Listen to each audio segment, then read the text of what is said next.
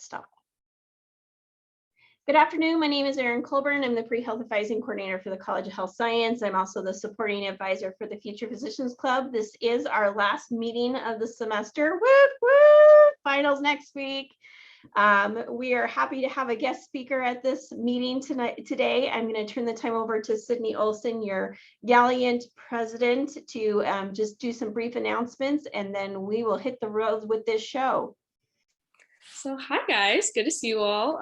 We're lucky enough to have IHelp come and talk to us about today about their MBA program that you could possibly do during a gap year. So that's really exciting. But when it comes to other announcements, I just wanted to remind you all that there will be an email coming out right after this meeting, so you guys can get the links to all of these little announcements. But on December 14th coming up, we have the University of Utah Perfusion Program information session. So you might want to take a look at that. We also have and Tajay Orthopedics internship, which is a 14-week spring semester internship that is also available. And then another link will be coming out thanks to our volunteer coordinator, and she has put together a community service resource page so you guys can all get some more volunteer hours, whether that be remote or out here in Boise, especially on your break. So yeah, hope you guys will enjoy all of those. So now we're going to turn the time over to Taylor Mendenhall and his crew from IHelp Foundation, and they have a brief presentation and then they'll have room for some questions. Okay, well, thank you, Erin. And thanks for coordinating this. And thanks to Sydney as well for that introduction. So like Erin was saying, my name is Taylor Mendenhall. I'm the Director of Admissions here at the IHelp Foundation, the IHelp School of Clinical Medicine. With me, we have Doug Fulmer. Hello. And we have Dr. Bill Betts. So I'll let these guys kind of introduce themselves a little bit as well. And then I'll kind of get rolling with my presentation and help you guys understand what IHelp is. So we'll start with I thought we were going to start with Doug. Okay, we can just get Doug. So my name is Bill Betts. I'm an ER doc here in Logan. Grew up here in Logan, Utah, and then left for about 20 years, went to LA and then Dallas, Phoenix, a little bit of time in New York and DC. Went through all the training and then made it back here, actually my hometown. But I have spent a lot of years in third world countries, doing a lot of third world medicine, started doing that in my undergraduate years, did way too much that I was not licensed to do in certain countries. I've got a little smarter over the years. But we started our foundation in 2003, initially by building medical clinics, building schools, and providing healthcare and training. And now we've morphed into this stage where we're hoping to help future physicians and give you guys a really awesome gap year. And Taylor talked all about that, but that's kind of my passion. Is I'm starting to slow down a little bit in the ER so I can focus more on training and helping and the things that I love to do in third world countries and in education. So. I'm Doug Fulmer. I've been with IHelp just under a year. We've got a lot of things that are happening here that are pretty exciting. I left a 26-year career with the Logan City Fire Department as a assistant chief of operations there. And now Dr. Bill Betts has me running his operations here with this organization. And so we hope that we have something here that will entice some of your people to come and join us next year. Cool. So like I said, my name is Taylor Mendenhall, and I work here, and I'm also a student going through the program that I'm about to explain to you. So being an employee and a student kind of gives me an interesting viewpoint that I hopefully can share with you and give you the nitty-gritty details of just what IHelp can offer. He's going to make us step out in just a little bit. No, just kidding. No. So I'm just going to share my screen real quick to a little presentation that I have pulled up. Let's see if this works for me.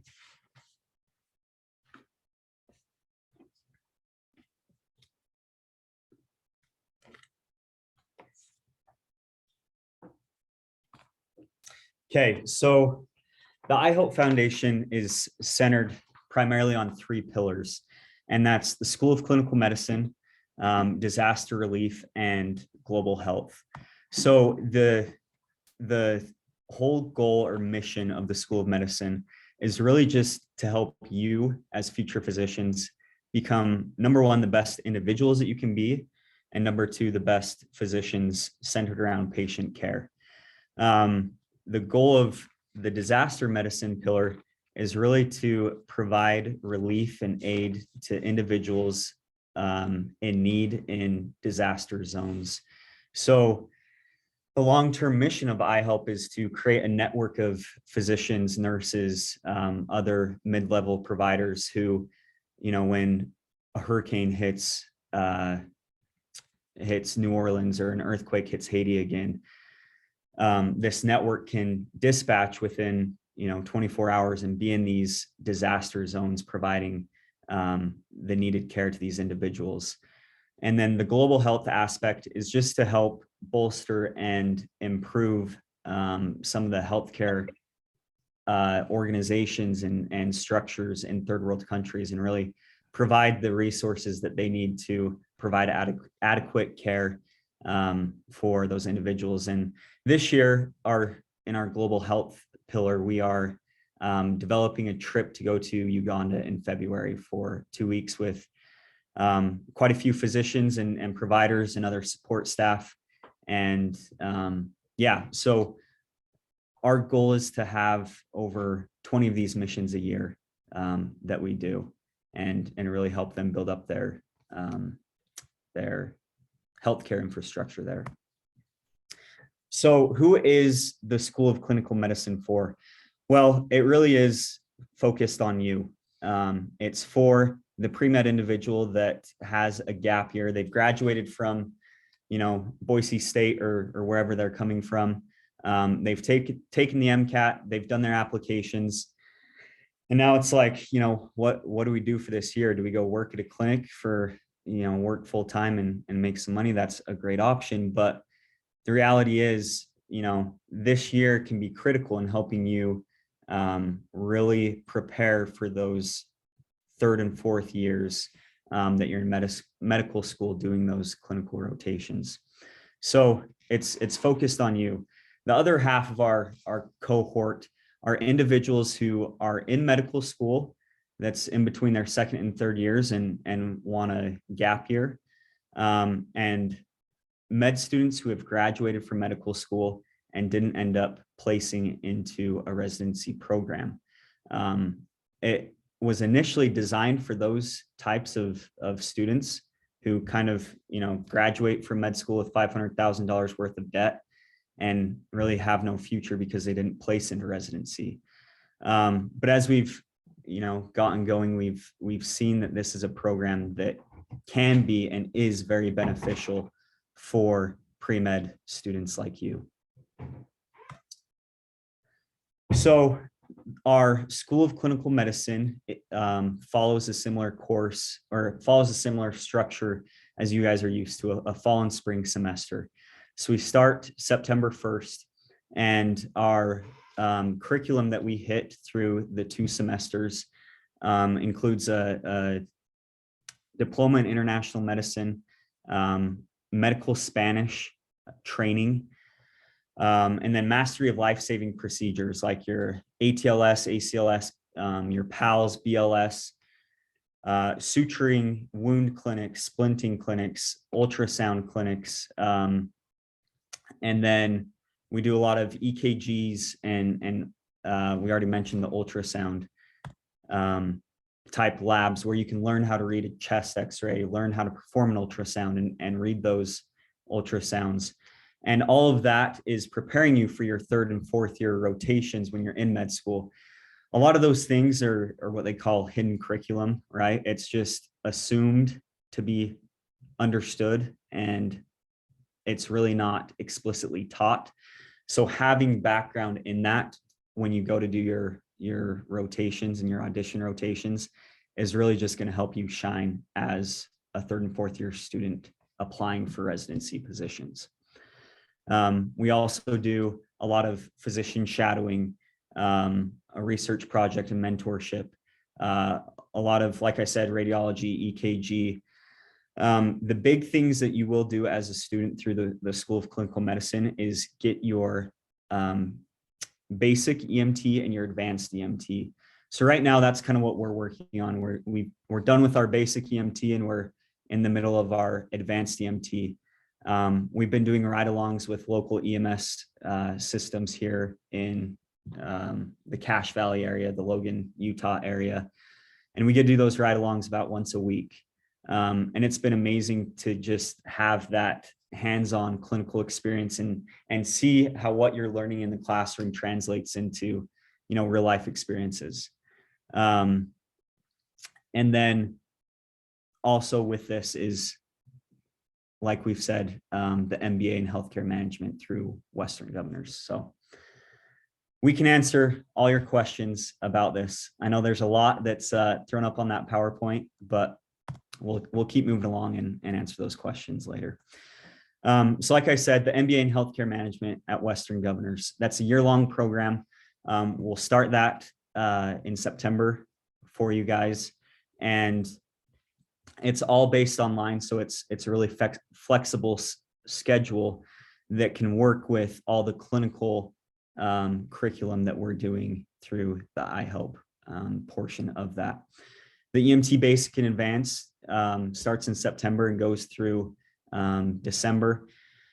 Throughout the whole year you're with us, we have a free refugee clinic where you'll be able to get volunteer hours and really be able to interact with a different patient population and provide a service for those refugees here in the local area. It's been really cool to be able to be a part of that and learn how to interact with individuals from a different background and also give back to the community. So that's been a super beneficial part for me, at least. We'll also have the residency audition rotations are more geared towards our med students that are going through with us. But with that, we'll have physician shadowing from a number of physicians in different specialties that you'll be able to do once a week as well. And then the international medical internship. So that's a 2-week trip in March. Like we mentioned, this year we're going to Uganda, but Dr. Betts has been to about 22 countries doing these types of things, anywhere from South America to Central America to now Africa and who knows where we go next. But and then the nonprofit and local community engagement, like I said, it's really beneficial for us to be able to build our local community. It's really cool to be able to go on these international internships and go abroad and see medicine in that realm. But there is a lot to be said about building up your own community. And at least for me, as I've gone through the application process to med school, a lot of med schools ask, what have you done in your volunteership? And they ask really specific questions about building up your local community. So we really champion that as well through, like I said, that refugee clinic. And teaching opportunities will be available for you as you go through the basic and advanced EMT to go mingle with the paramedics, the EMS providers here in the Valley and provide trainings for them as well. So you'll really be able to see one, do one, and teach one, which I think is, kind of the basis of medicine. So, so why is this program needed? I think that's a good question to answer. And this is more geared towards the medical students, but it will be applicable to you in a few years. But there are about 22 to 25,000, Aaron, you might be able to correct me on that. 22 to 25,000 med students that matriculate each year. And the reality is there's not as many residency positions available. So getting into med school isn't your golden ticket all the way through your education, really. There's a lot more that needs to be seen or done. And being able to go through this School of Clinical Medicine to be able to get your hands on patients and have this background and know all that hidden curriculum, like I mentioned before, before you go into med school will really help you shine as that med student and place into a competitive residency. And that's just kind of a graph showing you kind of the difference between the amount of med students that there are and residency positions. So as you can see, the applicants as well as matriculated med students has gradually gone up over time, but the amount of residency positions has not necessarily followed that trend. So there's quite a big gap there. Now, why it's needed and why it's important to you in the more near future is there are increasing numbers of applicants to med school. I think this past year, there's been an 18% increase in applications to med school. At least that's what I've been told and heard by a couple different med schools. But so there's over 53,000 applicants and there's only around 22,000 spots. And the average MCAT score of matriculated applicants is around 512. The GPA is around a 366. Now we put those up there because those are just, numbers that are your primary threshold of being accepted. And then the next thing that they look at, as I'm sure Aaron has explained to you guys, is all your volunteership, your leadership, your community engagement, your shadowing, your research, your clinical exposure. And so going through the School of Clinical Medicine is really going to bolster that aspect of your application and help you shine in that realm. So this is our team here. In the top left, you have Dr. Betts, who's with us. He's the founder and the head honcho behind all this. I think that's the official title, right? Head honcho. Then you have Doug Fulmer, who already introduced himself, been a longtime paramedic and chief of the fire department. Gordon Wood is our ear, nose, and throat doctor who is staff here. He's lectured us countless of hours about the different pathophysiologies behind ear, nose, and throat diseases. And it's been super cool to learn from him and, a seasoned veteran who's gone through the process and had a great career in medicine. Then there's me, and I just talk a lot.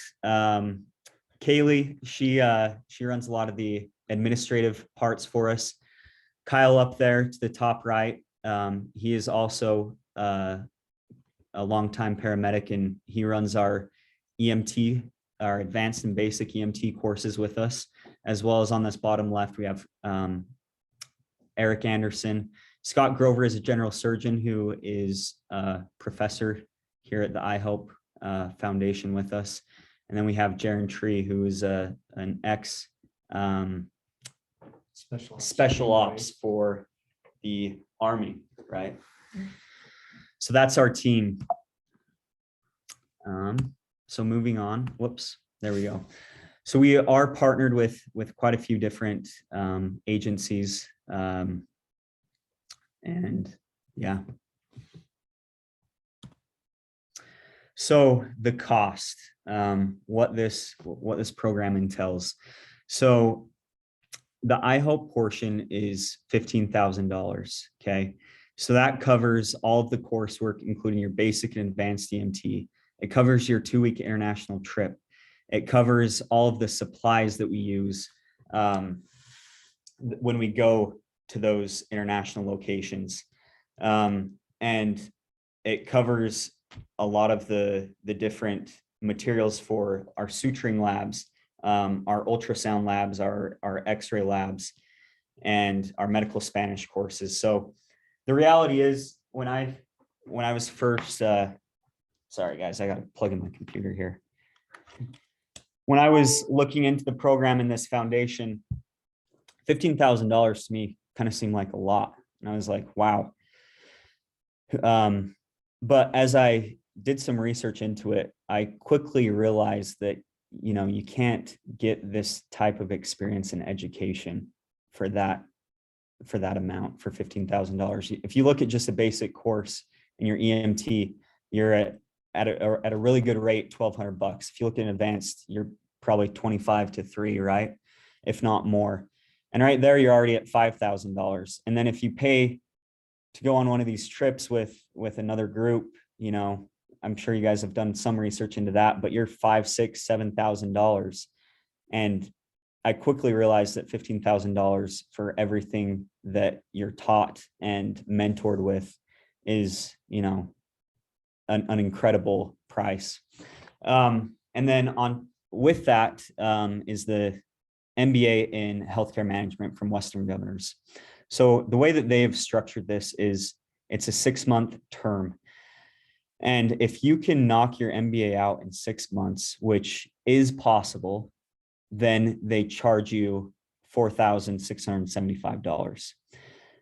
It's kind of a work at your own pace. So if you're really dedicated and on top of your schoolwork, you can knock that out in 6 months and have an MBA in healthcare management for $4,000.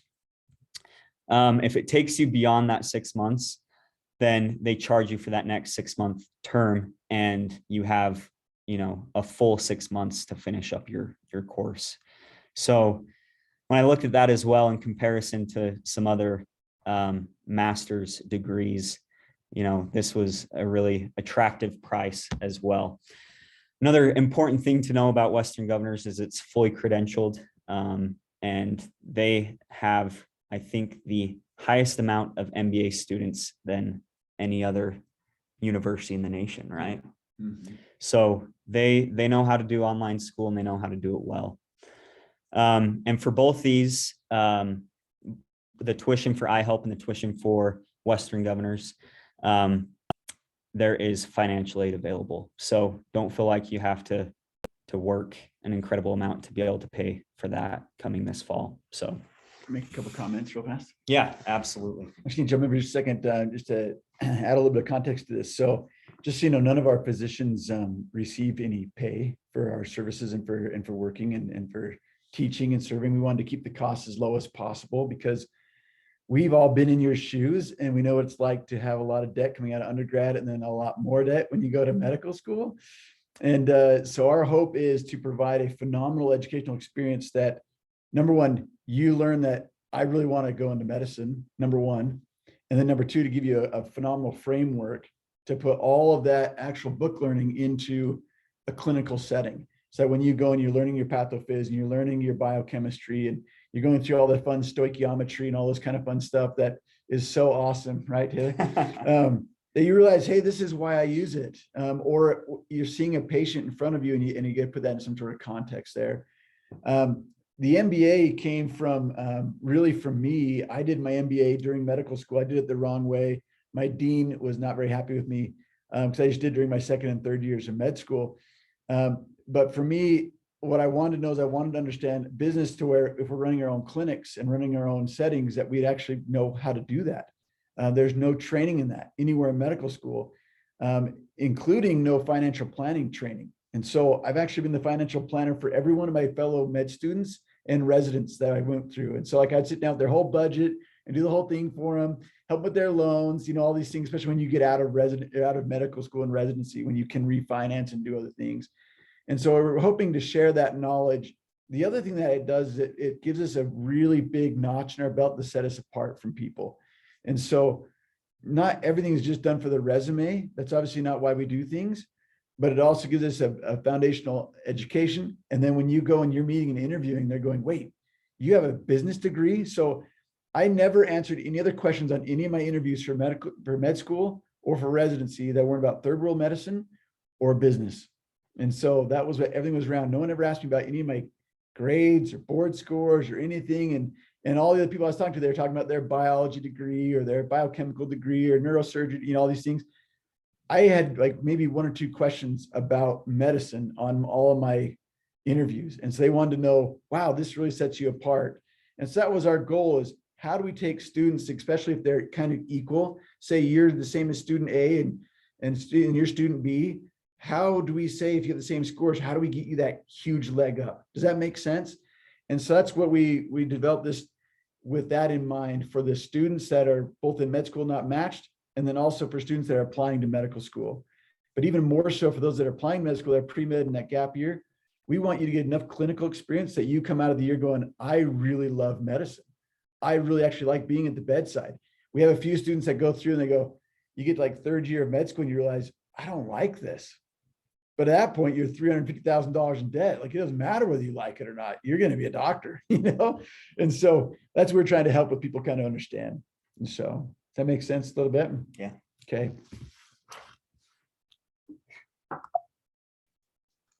I would also like to chime in a little bit as well. Yeah. Some students that might be contemplating gap years and looking at what we call formal post-baccalaureate programs, post-bac programs to try and increase themselves. Those programs are usually for like academic enhancement and trying to help with this. They cost enormous amounts of money. Some of them are close, if not, they're over the cost of what the combine of IHelp and the master's degree can give. So if someone is in good academic standing and is really looking for a way to engage and increase their mobility in other areas other than academics, I would say that this is a very unique program that's more cost effective to do than to do a formal post-bac program. But just putting it out there. I calculated it. I was like, I wanted to see, because like one of the cheapest ones that I know of is $30,000 is the cheapest post-baccalaureate program, that formal post-baccalaureate program that I could find. So you're under that. So if they don't need the science background, if they don't need the science post-baccalaureate academics, this is a great program that's more cost effective. Thank you for that distinguished. So that was actually one of the things that we looked at really significantly at one point was, what do we add? What's the most value added? And so in my medical school, they had the post-bac program. And basically what they would do is they would enroll about 150 students into the post-bac program. And it was, I think, $52,000 is what they paid, if I remember right. And they basically just did the first year of medical school. And then you did that. And if you were in the top 10%, you like automatically got admitted to med school. So if you could be in the top, you know, the 15 of 150 students, you automatically got in. And then your first year, you were great because you already had everything your first year. And then second year got a lot harder for the students. But so that was kind of how it worked at our school.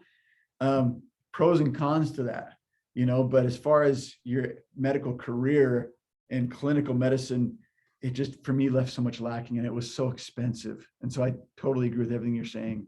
So thanks for that clarification. Okay, so what are the next steps for you guys in this coming class of September 2020 or 2022? Excuse me. We're looking for 25 total students.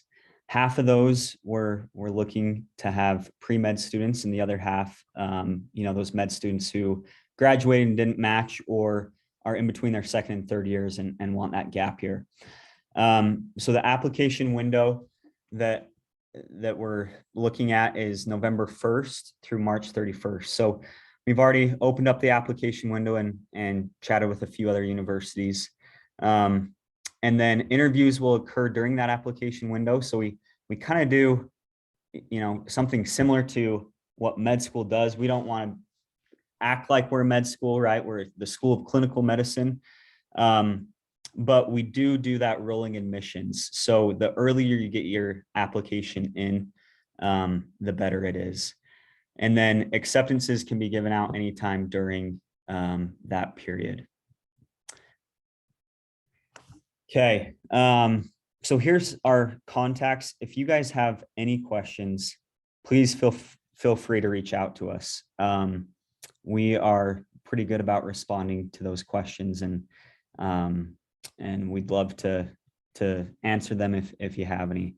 But if you guys have any questions now, I mean, let's open it up for a little Q&A if you guys have any.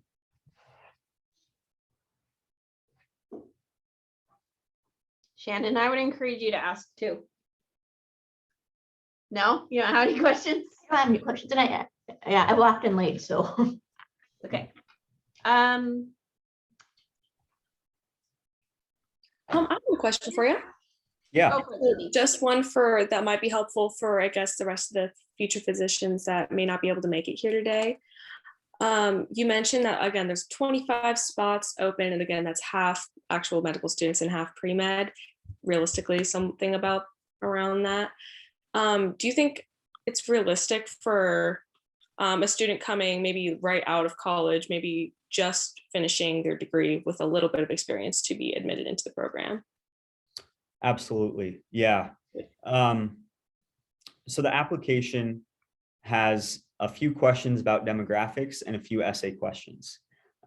Really, it's just the main essay question is the exact same thing as your personal statement for your application to med school, right? We want to make this as easy on you as possible. So it's not like we're looking at this massive CV to vet who has the best application to admit them into our School of Clinical Medicine. Certainly we want people that are dedicated, that want to go into medicine for the right reason. And that's kind of what we're looking at. But this program really is geared to help you, like Dr. Betts was saying, become the best physician that you can be. And secondarily, it adds to that application, right? So it's not like you have to have this amazing complete application coming in. That's kind of what it's designed to do, is to help bolster that in a secondary manner, right? Does that answer your question? Absolutely. I think that'll be very helpful. Thank you. Yeah. So from what I can hear, what I understand, I think this is for someone who maybe would be possibly in the application process, and this could better their application while they're in that gap year. So like they graduated from Boise State University, they are taking their MCAT in the summer, they're in the application process, and therefore they participate in this program. And if for some reason they don't get in that first time, now they have this extra set of pile, an extra exposure that they could have shared at during interviews, that they could have shared at during secondary applications, but that can groom or build off of their second application if it gets to that. That's kind of how I view it. Or if it's for someone who did apply, didn't get in, and maybe the softer side of it needs to build. So I think you're exactly right. I think there's, especially in both those cases, it's really helpful. One of the things that is hard is when you go to put your application in, depending on when you start the program, there's certain things you can put on your application that has to be finished, and a couple of things. When you go to your interview process, that's where it's really fun to be able to say, well, yes, I'm in my gap year, but I'm not sitting stagnant. This is what I'm doing. This is what I'm learning and becoming, right? So I think it's for those first gap years, it's going to help you a ton when you get to the interview process. And then the second year, especially like you're saying, if you weren't able to get in for some reason, then you can actually put all of that on your full application, on your whole resume. They see what you're doing. When we sit down with the admissions director of different medical schools, the one thing they really want to see is they're telling me that now pretty much everybody has some sort of volunteer and some sort of couple things that they do. They want to see people that they're showing who they're becoming throughout all that they have a real desire to become and to grow, rather than just put things on the resume. That makes sense. And so they really love the continuity of the refugee clinic, of the global medicine, of these things, because it helps us become that physician that they're looking for. But in answer to the first question, so my goal was not just to come in and take the top-notch students with the phenomenal, most best grades and the best application and just make IHelp look awesome. It was really to help all of us become better physicians, because what I see every day are all my physician friends totally burned out, totally tired of their jobs. They're not sure they love the medicine anymore. And so we're trying to figure out, how do we encourage and find happiness and joy and balance in our careers at step one? And then how do you go throughout that through med school and residency and into your career so that you can have a really phenomenal career? And a big part of that is how you financially plan that. And a big part of that is how much you learn now to enjoy the things you enjoy. So.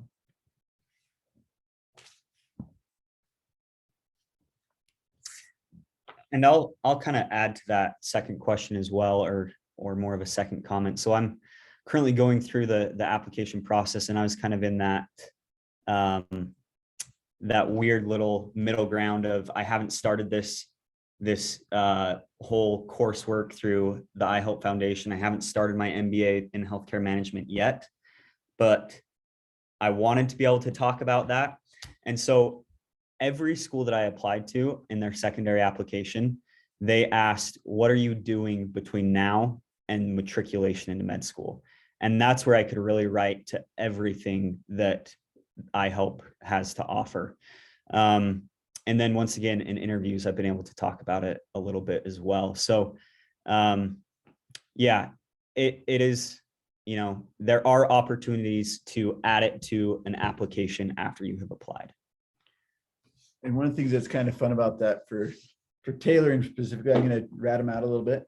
But so people, when they hear about it in the secondary or they learn about it, the deans of admission, what they do is they hop on Google and they're like, what's this IHelp Foundation? And so I actually got a call from one of the admissions group at a certain medical school. And they said, hey, tell me what you're doing. What is this student doing with you for the year? And so it gave me that opportunity to really sell Taylor. Go, dude, he's awesome. He's phenomenal. He's silly not taking me to your medical school. And here's what he's doing in this year. And so that's what's really fun for me. If I can have that conversation with the admissions board, just to give people a legs up to help them know what is happening, they love to hear that. And they love to see what you're doing. And they've all been very, very receptive and really excited about what the students are doing at this time. So. Okay, any other questions? Molly, Shannon, or Sydney, any other questions? I had one, but you guys already answered it. It was about if the EMT licensing and then the internship was an extra cost, but no, you guys already mentioned that that's included. So fantastic. Yeah, everything is included. Another cool thing is there's a few EMS agencies here in the Logan area that hire part-time EMTs, whether it's, do we have anybody that hires basic or is it all mainly advanced? They have All higher advanced. basic, but they were in their EMS advanced. Okay, courses. well, They're well, moving towards it. regardless, after you have finished your EMT advanced, right? There's opportunities for you to work part-time and kind of continue that education with your emergency medical training. So that's another cool benefit to it.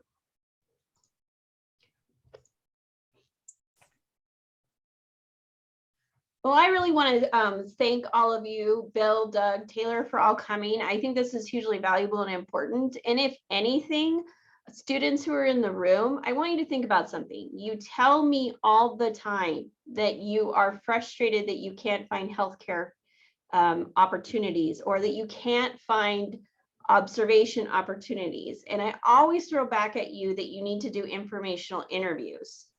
You have 2 doctors on the screen right now.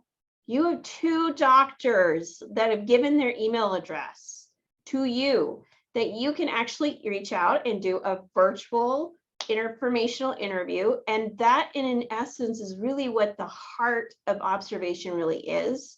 So please use this as an opportunity as you go into your break, that there are so many physicians out there that really do want to talk about what they do and they love what they do.